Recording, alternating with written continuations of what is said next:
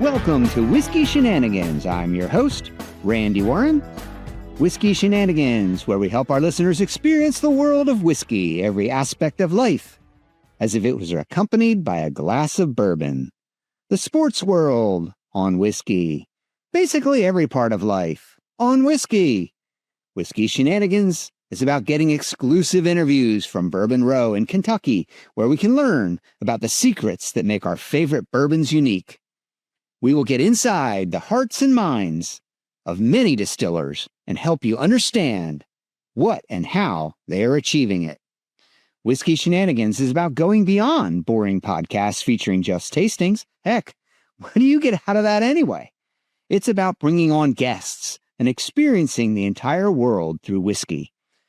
But be warned, if you're diving in and you want to participate in these riveting discussions, you will need to grab a glass or a dram and be prepared to be entertained.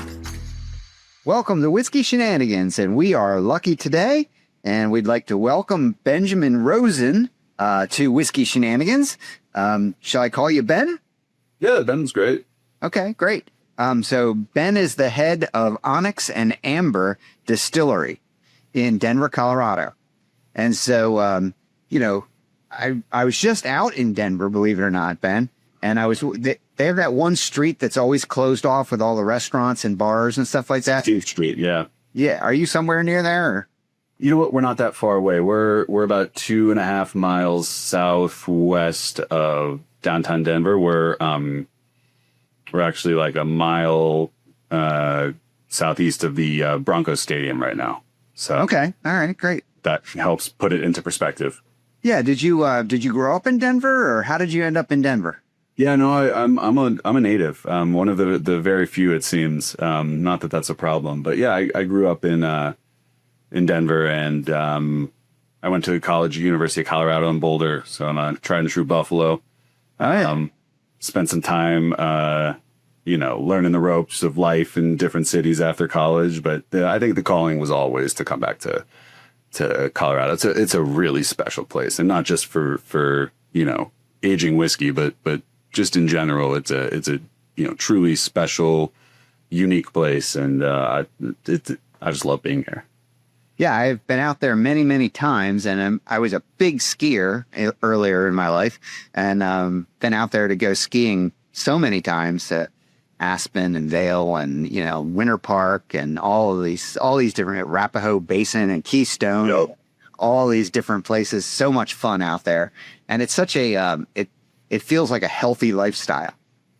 Oh yeah, totally. And the mountains are also, and hopefully I don't make anybody mad by inviting people to Colorado in the summer, but the mountains in the summer are just absolutely pristine. And you can get up there, you can mountain bike, you can hike. If you have kids, you can do the alpine slides. There's so much to do. If you're a golfer, you can golf up there in the summer. Your ball travels way further because of the higher altitude. That's right. And Colorado is also a summer, wonderland, not just a winter wonderland. What do you get, about 300 yards out of a drive? Personally, I don't know. It depends on the day and if it's going straight or not. It's 300 in some direction, one direction or another. 100 to the right. I get it. What a ridiculous game. That game is so difficult. What a silly game. Just so silly. So just to get to know you a little bit, do you have a collection of whiskeys that you keep around, or do you, what do you have a collection of? What kind of person are you? What do you do? I mean, I started collecting whiskey, drinking whiskey back in maybe 2015-ish when my son was born. And I was first into Japanese whiskey and Japanese whiskey only. Okay. And that was back in the day when you could buy Yamazaki, Hibiki, all of those great Suntory products at retail. And so, you could walk into a liquor store and you could get a Yamazaki 18 for, $125. It's an absolute no-brainer.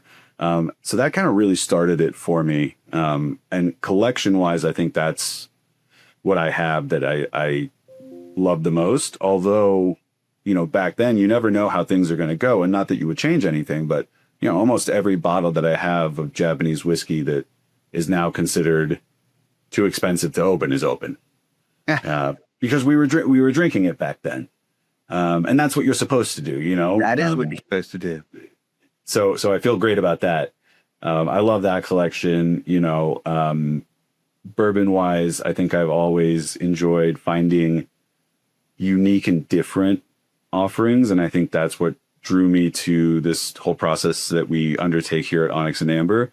So I don't think my whiskey collection, my bourbon collection is as center cut as most. You know, it's not necessarily all of the Van Winkles and things that, you know, I obviously have and try, and I see in the background there, but you know, it's kind of those things over the course of the last decade that I feel like are super unique and maybe never to be done again.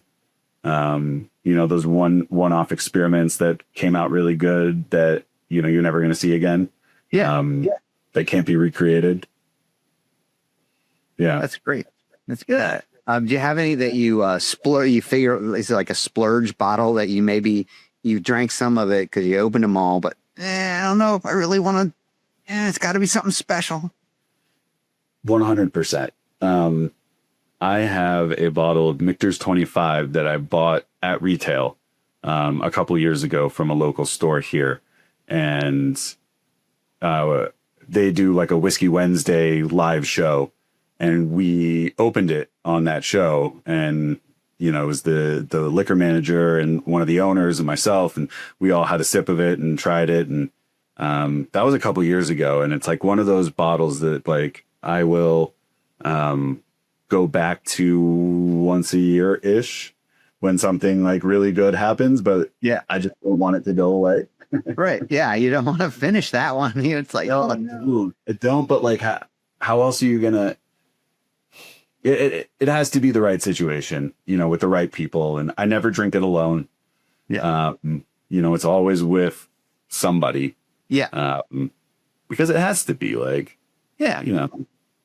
Well, tell us about your distillation process. Like what makes you guys unique? You sent me a bottle of your bourbon, and I'm going to start out by just saying it is fantastic. When I opened that package, I was like, whoa. 18 years old. Look at the color of this bourbon. You can tell it's 18 years old. This is not, you know, real light and golden. It's a little bit dark. It's amber, you know, just like in your name. Yeah. You know, it's interesting. We are a non-distilling producer in both a traditional and a non-traditional meaning. And what I mean by that is that if people remember back in the day, you know, 7-8 years ago with OKI, which then became New Riff, OKI had an arm that was basically a, how do you say it? They were going out and they were pulling, you know, sourcing whiskey at the time that was ready to go within a few months, right? And at the same time, they were distilling their own product, but their own product needed time to get up to age in order to, right?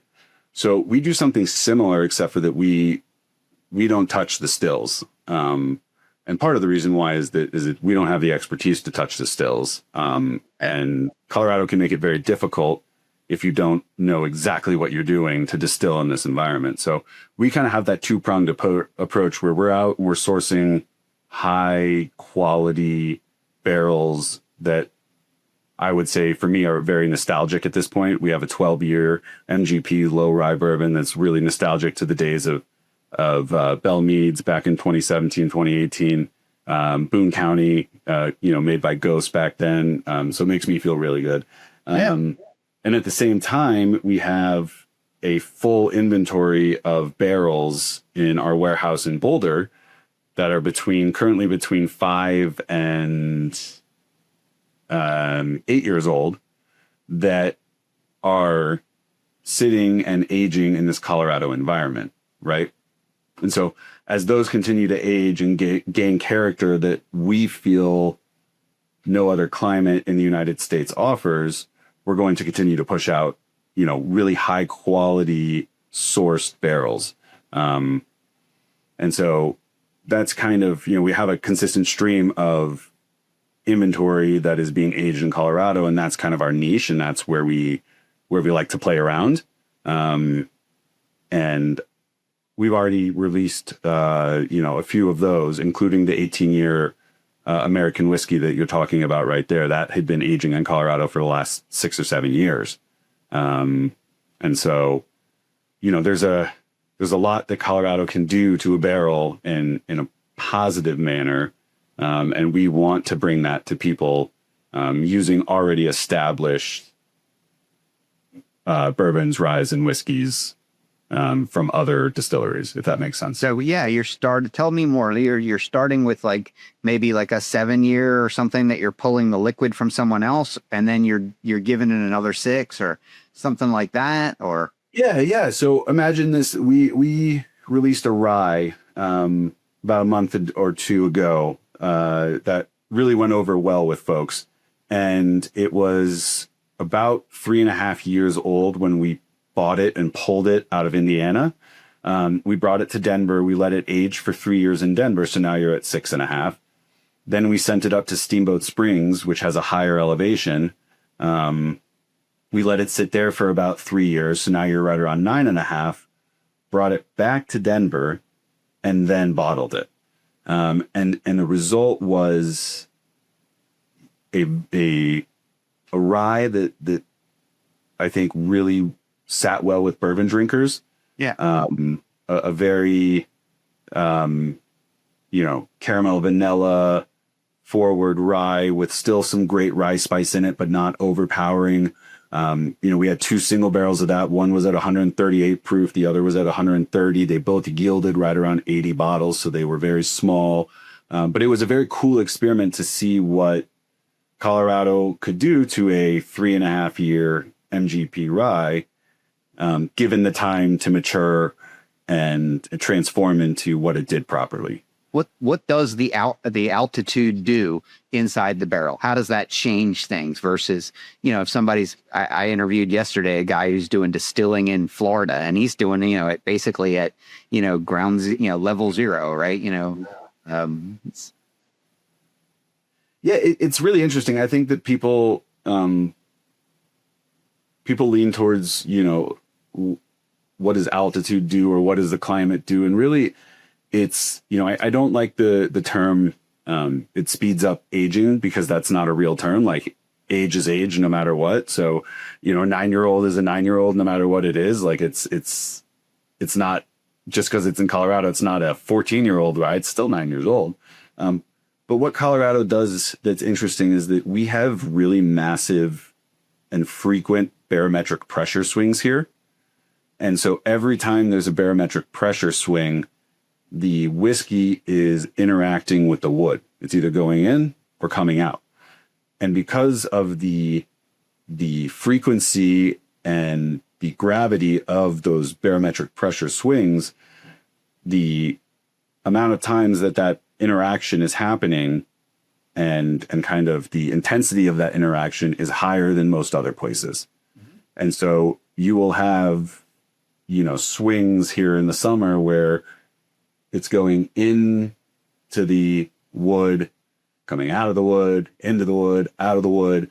And that the chemistry behind that kind of allows that wood to impart more flavor and a different, unique flavor onto the whiskey itself. And you can see that, with our 9.5-year rye,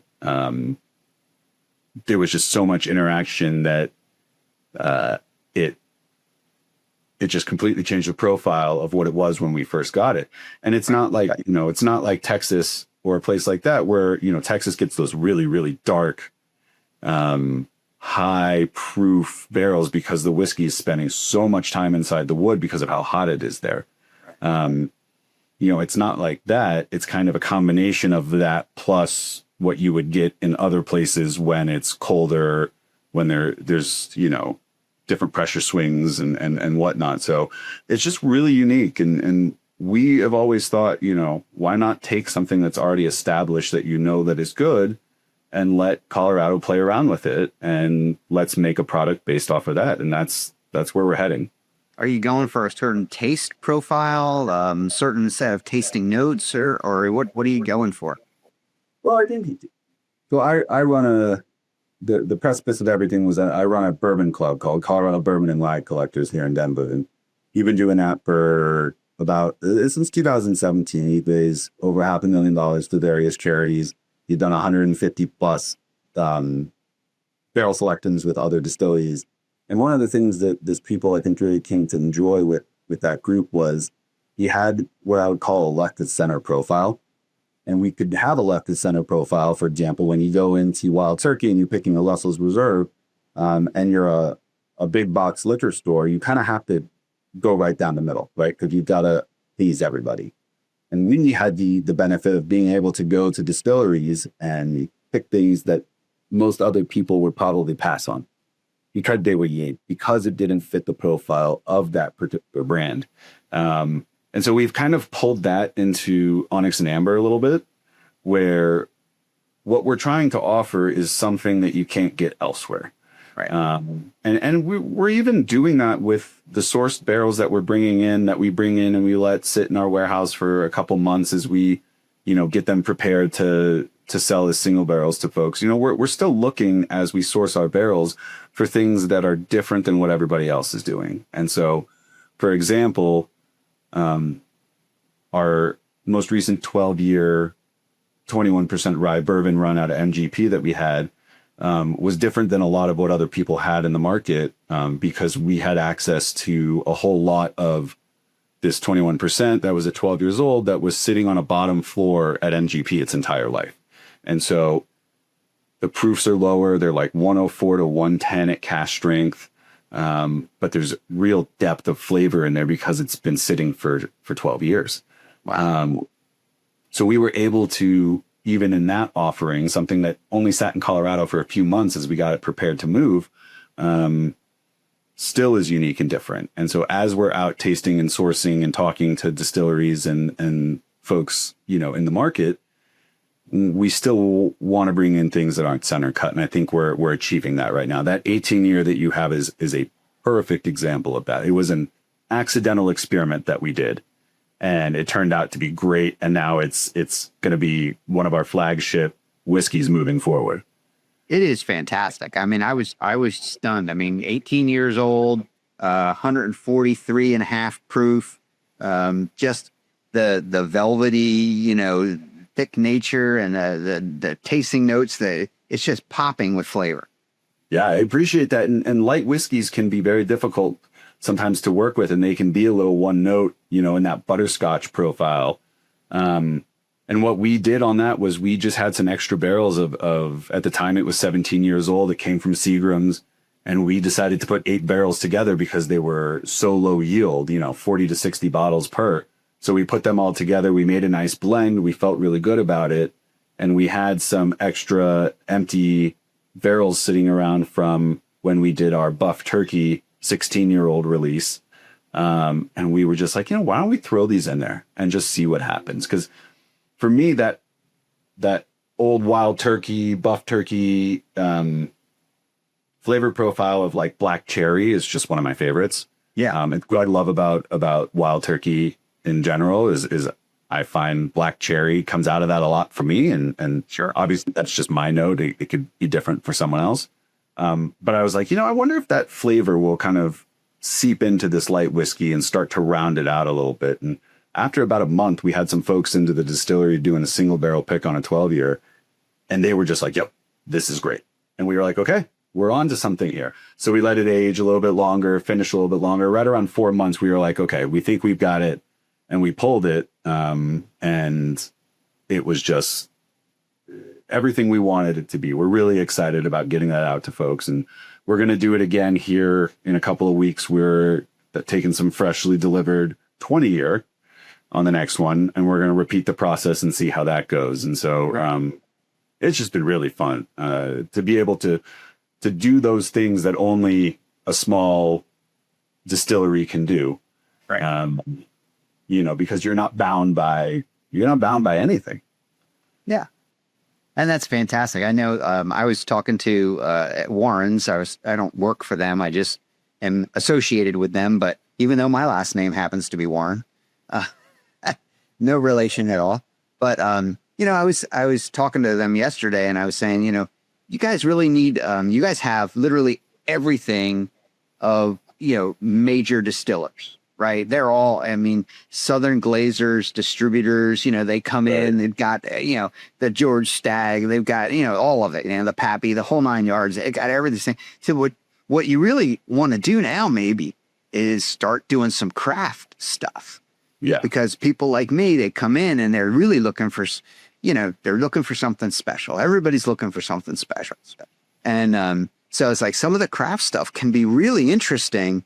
And it's like, you would fit right into that. So, send me a bottle for them. I'm keeping this one. This one's way too good. I'm not giving this away.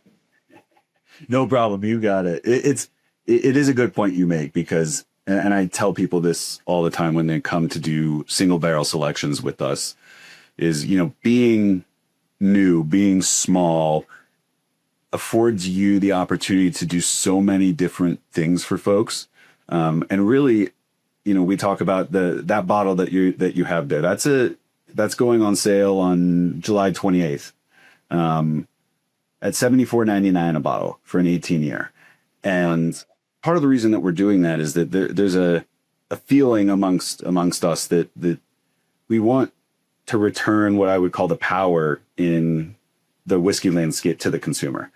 And we want the consumer to feel like nothing is necessarily out of reach.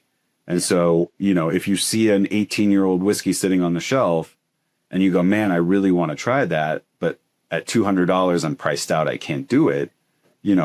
We're trying to bring it in a little bit, and not to make anybody else do it, but this is just our philosophy of, we want as many people as possible to be able to try the things that we're really excited about. And, it allows us to kind of have that flexibility to do these 2-barrel experiments, that a large distillery would have to do 200 barrels. And if a 2-barrel experiment for us doesn't work, then we say, okay, it didn't work. We're moving on. It could be financially irresponsible for some of the larger companies to invest that kind of money in something that maybe doesn't work out. Right. And so we're able to offer, different experiments and fun things to people that maybe other people wouldn't want to try. And then the other thing is, when folks come and they visit us, and this is something that's very personal to me, is when I used to go barrel picking back in 2016, 2017, whenever it was, you could walk into one of the big guys and you could, hey, what do you guys like? Okay, we're going to go to this part of the rick house. We're going to taste a couple here. Okay, you don't love this about it. Okay, we're going to move over here. And you kind of just got to walk around until you found something you really liked. Yeah. And unfortunately, with the whiskey boom, you can't really do that anymore. You get 3-4 barrels rolled out in front of you, and those are your 3 or 4 to pick from. And if they don't sit well, then that's it. And, part of our experience down at the distillery is when you come in, we have every barrel there that we believe is ready to be picked. And if you feel that you want to taste every single one of them, as long as you have a ride home, we're going to let you taste every single one of them. And if at the end of tasting every single one of them, after 4 hours, you turn to us and you say, hey guys, this isn't for me, no hard feelings. We move on. It was a great time. Everybody had fun. And maybe you'll catch us on the next thing. Yeah. But, that's what we're trying to bring back a little bit. Yeah. So just a fun question. You go out to a restaurant and, maybe they don't have a great selection. You bring your own flask, or how do you handle that? Okay. Either I'll find something local that I've never tried. Okay. And give that a go. Or if we're being completely honest, if nothing is there and it's just like a barren landscape, then I'm probably reaching for a glass of wine. I hate to admit it, but I could be versatile. Sure. I don't think I'm not sure I've ever brought like my own whiskey into a restaurant unless it was like a, bring your own bottle type of situation, which those are really fun. But I can be I can be versatile. You know, it's summer in Denver right now. It's 100 degrees every day. Like, I'm not above getting an Aperol spritz, you know, on a patio when it's 95 degrees outside. That's funny you mentioned. I was just in Tuscany 10 days ago. And everybody's drinking Aperol spritz, and I'm like, "Where's the bourbon? Where's the whiskey?" Oh my gosh, this is like a barren landscape of whiskey and bourbon over here, you know. And it's like, okay, we got a Aperol spritz, we got a nice Chianti. It's like, okay, all right, I'll drink a Chianti or something like that. You really have to switch. I just find some wild turkey, and I was like, okay, hey, we got something to drink here, and that's perfect. Like, you know, if I'm somewhere and there's not a lot, but there's wild turkey, like I'll drink that. I like that. Yeah. And we at Onyx and Amber, I mean, we've contracted barrels of wild turkey to bring in to source because I just love them. And again, for me, it's like, hey, anything that if I'm going to drink it, if I think it's fantastic, then I'll sell it. If I don't think it's good, then you won't ever see it. Right. You know, if I'm not going to reach for it on my shelf, then you better believe you're not going to get the opportunity to reach for it, because that screws. Tell me about your team. Who's the team? The team is so the team is myself, and I've got 4 other investors who came from the Colorado Bourbon and Rye Collectors group, and we kind of put together, you know, the 5 of us. We handle everything right now in-house. I don't have any employees. I have a few, you know, 1 or 2 brand ambassadors that we use on a contract basis, but we're really the product that you received in the mail, that was bottled, labeled, waxed, all that stuff by myself. Awesome. You know, the other guys, they get down there, we'll do, you know, a couple nights every month, you know, we'll just knock out everything that we can. Starting to feel like we're getting to that point where we may want to consider bringing somebody in to handle it. You know, we're about to have to bottle about 12 single barrels in the next week. And so, you know, we're kind of all sitting there going, hey, you know, can we do this? Because everyone's part-time. We all, you know, this is a passion project for us. So nobody's full-time. But at least these guys are getting their hands dirty. They're not just like, you know, passive investors. Here's some money, you know, make it work for me. No. And they're awesome about that. It's so great. And I think I have one partner who really said it the best, which was, you know, when he comes down to bottle and to do all that stuff, you know, you throw on some music and you're standing there for 2 or 3 hours and it's quiet, and we all have kids and, you know, we're all running around like crazy. It's like the best 2 or 3 hours of the week because it's so peaceful. And so, you know, right now we're loving it, and hopefully one day we'll grow to the point where, you know, we can automate or bring somebody else in to handle it. But I think for now we're just going to keep running like a 5-man team until something else happens. Until you get, you know, maxed out. Yeah. So what meal is your kind of like your favorite meal with a good whiskey or a bourbon? Are you a burger and fries guy, or a Chilean sea bass, or what are we eating at a nice restaurant? So I think I hate to give you a 2-part answer, but I'm going to. Okay. If it's the summer, then it's a, you know, big plate of nigiri and sashimi with like a nice light, you know, low proof bourbon, let's say, you know, something maybe between 90 and 100, you know, where it kind of complements each other very well. And then if you flash into the winter here in Colorado, then it's a big steak, and it's like a heavy hitter, you know, if it's a bourbon, you know, it's something that's in the 120s. That's just got a ton of depth, a ton of character, you know. That would be like the dinner aspect of it. And then like in the winter, if it was just, you know, you're going for an after dinner drink, like sitting by the fire and something that's like a nice smoky scotch, I will always go for that. Totally. But when you go smoky, you can't go back to anything else because your palate's done for the night. Yeah, it's true. I'm in Florida. I'm in Naples, and my wife and I went down to Marco Island for dinner recently, and you know, it was hot, right? And it's the middle of summer in South Florida, and you know, so we went into this Marriott. They had a nice sushi restaurant in there, and we went in, got sushi and Michter's tenure, and it's a perfect, just it's what you said. It's a perfect combination.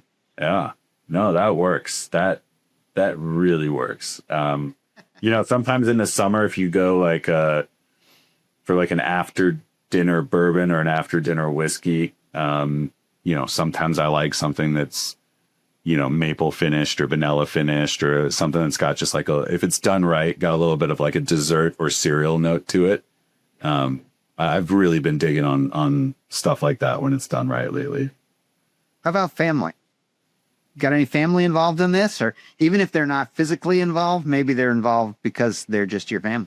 No, you know, so my wife obviously is not involved.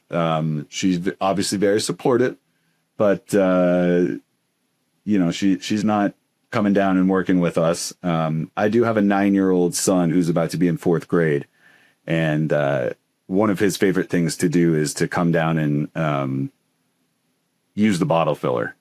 So we'll set him up at the bottle filling station. And, you know, we have one of those small automatic bottlers that bottles 4 bottles at a time, and you press the button and it pulls 750 milliliters out of your stainless steel, you know, holding barrel, into the bottles. And man, he'll stand there and do that for 2 or 3 hours and just be so happy. Wow. You know, he wants to try doing the wax aspect of it, but, every time he gets close, he gits too worried because it's hot. And so we're like, all right, you know, no big deal. And the wax part's hard anyway. Yeah, yeah, that is hard. I was at Maker's Mark in Kentucky, and you know, at the end of the tour there, they let you do your own wax or wax your own bottle and take it home with you. So I got a bottle of their 46, and I dipped that one myself, and you know, it's fun, something to do, something interesting.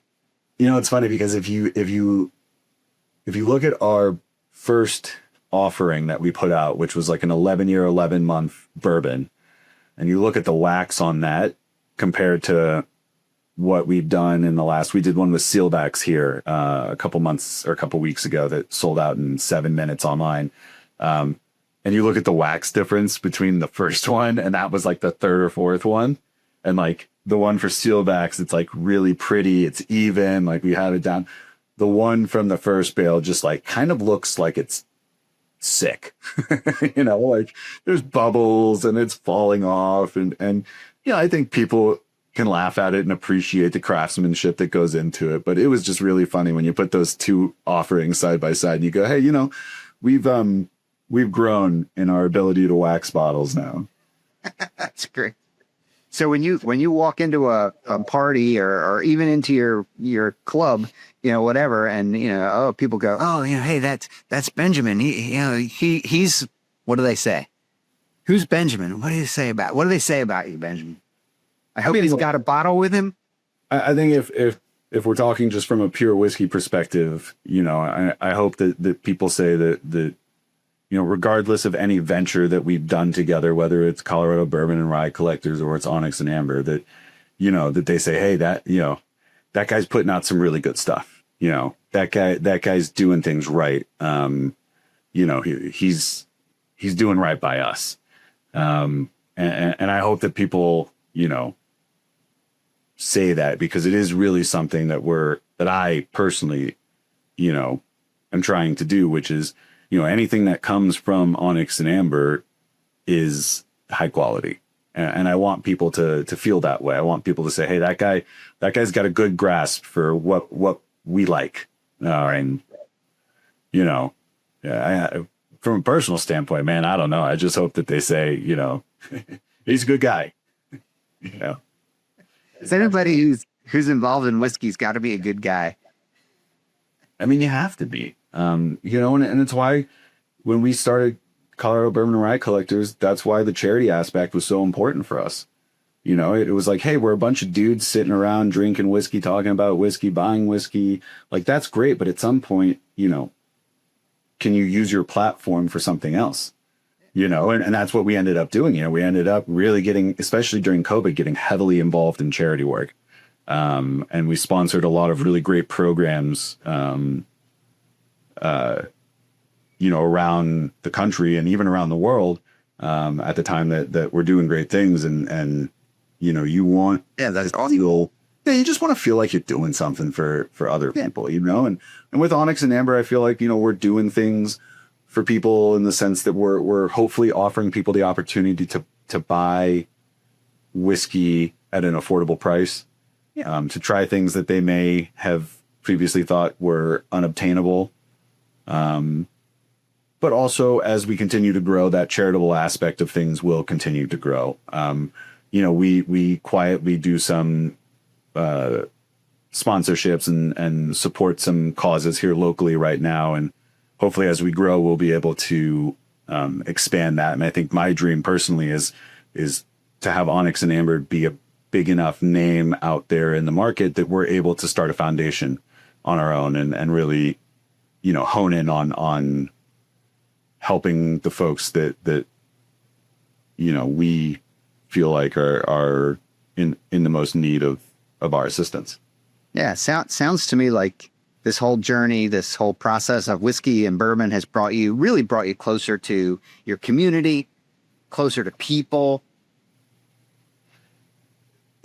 My wife, it's really funny. My wife jokes around a lot because anytime the whiskey community is so incredible. And I think people don't understand it until you're like knee deep in it or waist deep in it. Like everyone's always willing to help each other out. And everybody is always kind of going to bat for each other. But it's really funny. She makes fun of me sometimes because anytime that we need something, whether it's a carpenter or, someone who, a realtor or anything like that, it's always, I'm always like, oh, I know someone. And she's like, well, how do you know them? And I'm like, oh, it's through the whiskey group, and I feel like that's very common amongst larger whiskey groups in the country, which is like, you forge these relationships with folks. And when somebody needs something, there's 4 or 5 people ready and willing to help them out. Yeah. And that's just like we've created like our own mini society in that sense. Yeah. Because you're bringing people who are in high finance together with people who are in construction, with plumbers, with CEOs, and you're bringing everybody together over this common love of whiskey. And the relationships that you can forge there, are hard to duplicate in other areas.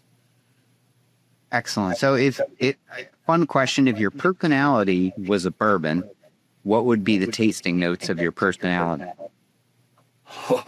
That's a good one. I would say that my tasting notes would be, from a palate perspective, would be mellow, right?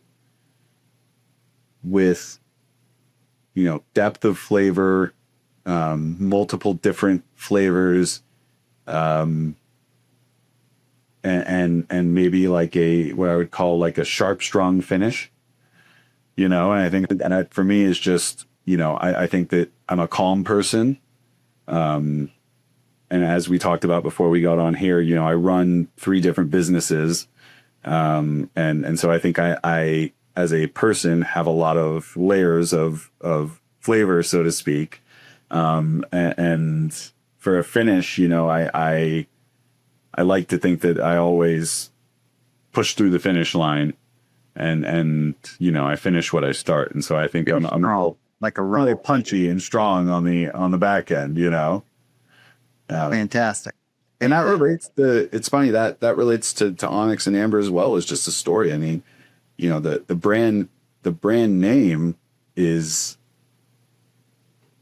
based off of, our philosophy on whiskey, on barrels, and if people are familiar with Onyx, Onyx is one of those stones that you can have 2 onyx that sit next to each other, and they look very similar on the outside. And when you crack them open, they're completely different. And that's our perspective on sourcing. You know, it's no two barrels are alike, even though they may look alike. And we're trying to bring that to the people. And amber is something that, you know, takes a long time to fossilize. And that signifies patience, and that signifies the patience that we have with our whiskey. And so I think if onyx and amber was a tasting note, you know, I think that right there, that gives you kind of a little bit of a preview as to what we think that would be as a brand. Right. Fantastic. Well, that's kind of all we had for you today. Just a nice quick chat. And hey, if you, like I said, if you send me another bottle, I'll give one to Warren's, and they can, they're working on their craft, offerings. If you send me another one, I'll send it to Bourbon and Bikinis, who is, I don't know if you know her, but she is one of the most successful influencers on Instagram. Great. She put that together for you. So I'll get her to do a tasting of Onyx and Amber, because I already told her it's fantastic. Thank you. I really appreciate that. And we'll definitely get another care package down to you. And I just appreciate you taking the time to get to know me and to get to know us, and to use your platform to allow people to kind of get to know what we're all about. So thanks for doing that for us. Yeah, it's always fun. I do this, and I enjoy every conversation. And like you said, it's all about helping. Everybody's helping everybody in this industry, and it's really fun, because I came from the financial industry where everything is razor sharp competitive all the time. I was a hedge fund manager and all this stuff. And it's just like, it's all about your track record and, you know, your wins and your losses and your this and your that. It's like, it's like stress. And it's like, this is a lot more fun. So that's why that one of the reasons I started getting into it. That's awesome. That's great. It's you hit the nail on the head there. Well, thank you very much, Ben. Hope you enjoyed that, Whiskey Shenanigans fans. That was the whiskey portion of our podcast. And now we're going to transition into the shenanigans portion of our podcast, where this week we're going to take a look at adventures on the Colorado River. Enjoy. I am no ordinary water bottle. My journey began in Pennsylvania. I was excited to think that I might be used, but I find myself empty thanks to TSA, and I flew empty all the way to Las Vegas. Once in Vegas, I was sure that I was going to be used, but no. Once again, a short flight to Glen Canyon Falls near Page, Arizona, still empty. Finally, in Glen Canyon, Arizona, at a convenience store, they had not just some ordinary whiskey, but an actual bottle of Buffalo Trace. Only one left. My owner took my shiny new bottle, poured all the Buffalo Trace inside me, and threw away the glass bottle it came in. It's ironic that it was a bottle of Buffalo Trace, because a Buffalo Trace is a path well worn by buffalo trampling through the Great Plains and the great western part of the United States. In a way, they were adventurers themselves. Shortly after that, I wasn't too worried when we walked down the banks into the Colorado River and my owner put me in a wet bag. I guess that's okay, because it looked like I was still pretty well taken care of. But then the bag was attached to the raft, and they threw me overboard. What is this? This water is 58 degrees. I guess it's better than the air in the Grand Canyon at 103. Okay. Resting in a bag, resting in the water, attached to a raft, going down the Colorado. That's not so bad. Uh-oh. It's getting rough. It's getting fast. Rapids. Not just 1 or 2 or 5 or 10. Dozens and dozens of rapids. They came at me every 5 minutes. Most of them had names. Some of them were named after adventurers who went down the river before me and died trying to navigate it. I am a simple water bottle. but I am following in the footsteps of those adventurers. In 1869, John Wesley Powell tried to navigate the Colorado River in a wooden boat. Not a good idea. In his adventure, at a camp below what would later be called Separation Canyon, a river adventurer companion of John Wesley Powell named Oramel Howland and two others decided they could not go further. They believed the river was too fierce to survive and that climbing out over land was safer. Powell urged them to stay, but the men shouldered their packs and disappeared up the cliffs. They never returned. Whether they starved in the desert, fell to warriors, or perished in the heat, nobody knows. The river keeps their secret now. Powell's expedition did finish the run, however, carving their place in history. But the names of those who turned away are spoken only of in footnotes. Ghosts of the Colorado River, whose last gamble was to walk away from the water that might have carried them to safety. This would not, could not become my fate. I've been dragged in the river over rocks through rapids for 187 miles, days and days. But at last, every day at the campsite, I was taken out of the water drag bag and some of my buffalo trace was sipped. What an adventure!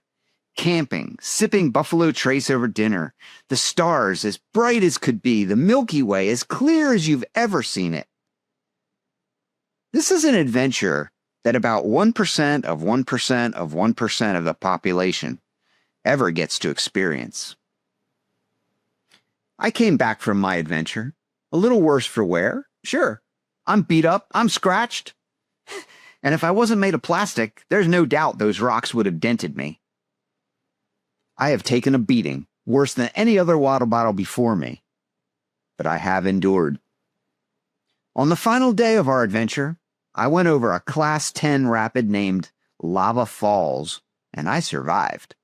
But I'll tell you something, 2 other water bottles that were actually used to hold water, poor guys, they did not survive Lava Falls. Those 2 bottles were gone. I was still attached to my boat. What a week! Hot weather, cold river, a river as loud as thunder that had already taken many lives from adventurers far more stout than me. Yeah, I took a beating, a bruising. It was amazing. It's amazing I can still function as a water bottle. What a week.